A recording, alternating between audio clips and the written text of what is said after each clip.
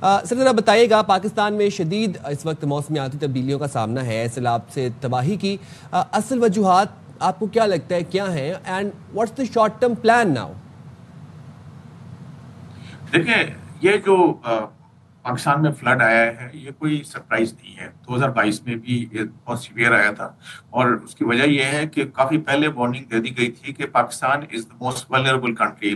Glaciers melt ہو رہے ہیں تیزی سے، گلوبل وارمنگ ہو رہی ہے. تو اس کے لیے سائنس اویلیبل ہے، سائنسدانوں نے ساری چیزیں بتائی تھی.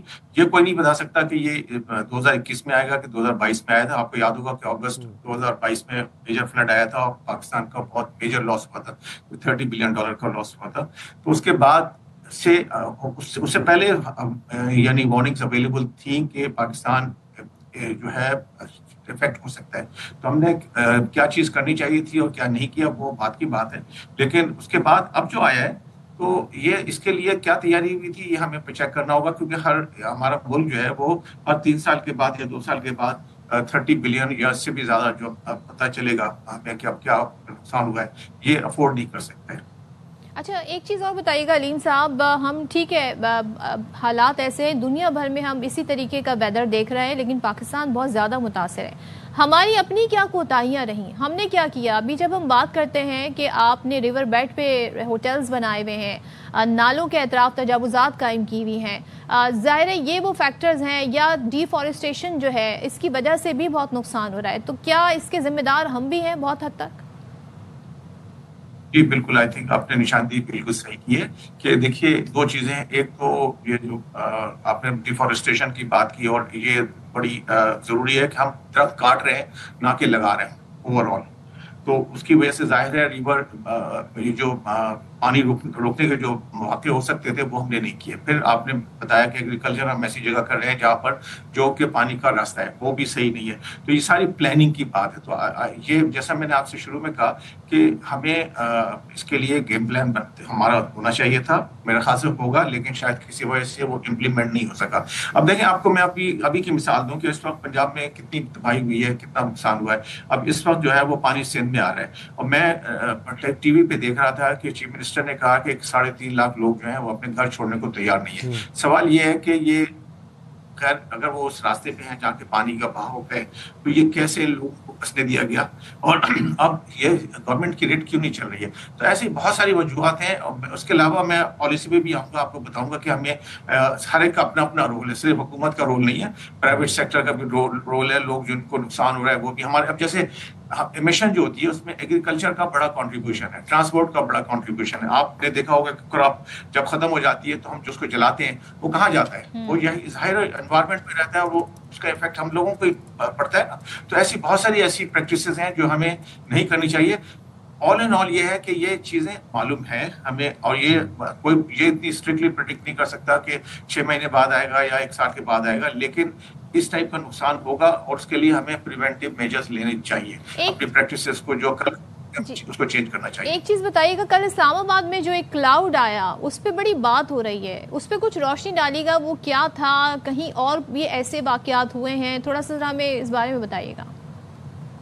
دیکھیے میں اس معاملے میں کچھ نہیں کہہ سکتا ہوں، کیونکہ یہ میں بزنس کا آدمی ہوں، میں بزنس کی چیزوں کو اچھا سمجھتا ہوں. یہ جو آپ نے بات کی ہے یہ تھوڑا سا میرے بیونڈ مائنڈ. عبدالعلیم صاحب، ایسے تو بینگ اے بزنس مین بتائیے گا کہ ہمارے صنعت کاروں پہ، ہمارے بزنس مین پہ کیا ذمہ داری عائد ہوتی ہے in order to protect environment? کس طریقے سے سسٹینیبل پریکٹسز کو اپنایا جا سکتا ہے انوائرمنٹ کو پروٹیکٹ کرنے کے لیے؟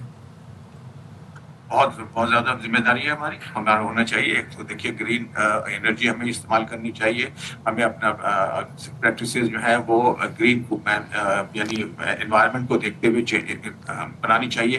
ہم اپنے جو ایمیشنز ہیں وہ کہاں کر رہے ہیں، اس کو کیسے میں صرف انوائرمنٹ میں جو جا رہا ہے وہ نہیں، جو ہمارے جو پانی اور ویسٹ پانی جا رہا ہے وہ کہاں ہم اس کو یعنی نکال رہے ہیں. تو ہماری بہت بڑی ذمہ داری ہے، ایسی بات نہیں ہے بزنس کی.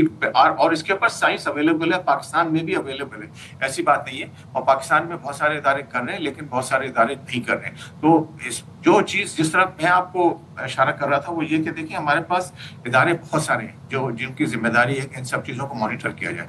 اب اس وقت چونکہ ہم پھنسے ہوئے ہیں تو اس لیے اب ان کے اوپر ساری لوگ انگلیاں اٹھا رہے ہیں. ایسی بات نہیں ہے، جب یہ انشاءاللہ یہ بھی نکل جائے گا وقت، لیکن اس اس میں جو بہت تباہی ہوئی ہے. اس کے بعد ہمیں یہ دیکھنا چاہیے کہ ان اداروں نے پریونٹیو رادر دین ریئیکٹیو کیا کام کیا ہے اور آئندہ کے لیے کیا تیاری کر رہے ہیں. آپ نے آئندہ کی بات کی تو ظاہر ہے بڑی ایک اراضی ہے جس پر ہماری فصلوں کو نقصان پہنچا ہے. کئی فصلیں ہیں جن کے بارے میں بتایا جا رہا ہے. آگے آنے والے دنوں میں کیا صورتحال پیدا ہو سکتی ہے پاکستان میں اگر ہم غذائی حوالے سے بات کریں, غذائی قلت کے حوالے سے بات کریں؟ ظاہر ہے نقصان تو ہوا ہے اور یہ ہماری امیجیٹ جو ہے, آپ نے بالکل صحیح کہا ہے کہ امیجیٹ جو ہماری کراپ کھڑی جو نقصان ہوئی ہیں, تو رائس کو تو اتنا نقصان نہیں ہوا ہے, لیکن جو ویٹ اور دوسری کراپس جو ہماری تھی وہ نقصان ان کو ہوا ہے اور اس کا تخمینہ بعد میں لگے گا. تو کہیں نہ کہیں تو اس کا اثر آئے گا اور ہماری کاسٹ جو ہے وہ بڑھے گی. اور لیکن انشاءاللہ حکومت کے پاس ایسی اسٹاکس اویلیبل ہیں کہ وہ میں سمجھتا ہوں کہ کافی حد تک اس کو مینج کر لیں گے. لیکن نقصان کسی نہ کسی کا تو ہوا ہے.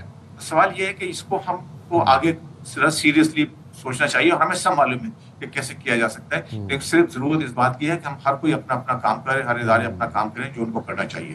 عبدالعلیم صاحب ایک بات بتائیے گا کہ ہم دیکھ رہے ہیں جس طریقے سے فصلوں کو شدید نقصان پہنچا ہے, تل کی فصل ہو, آپ کی دھان ہو, آپ کی کپاس ہو, اشیاء خور و نوش کی قیمتیں ہم دیکھ رہے ہیں فوری طور پر انکریز بھی ہو رہی ہیں. ذخیرہ اندوزوں کا کردار اس میں الگ ہے. لوگوں نے اچھا اس کے علاوہ جو لوگوں نے گندم سٹاک کی ہوئی تھی اپنے گھروں میں, کیونکہ یہ زرعی لوگ ہیں, یہ گھروں میں پوری سال کی گندم سٹاک کرتے تھے, وہ بھی ویسٹ ہوئی.